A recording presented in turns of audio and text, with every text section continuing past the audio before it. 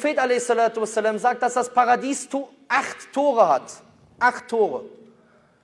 Und er sagt, das eine Tor heißt Arayan, ist für die Fasten, das andere Tor für die Beten und so weiter, nennt die verschiedenen Tore. Und da sagt Abu Bakr, gibt es auch jemanden, der Prophet a.s. meinte, dass man von den Toren gerufen wird, wenn man zum Beispiel viel gebetet hat oder viel gefastet hat.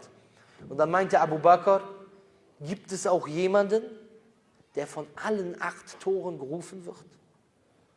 Das heißt, du musst dir vorstellen, der wollte nicht von einem Tor gerufen werden, der wollte von allen Toren gerufen werden.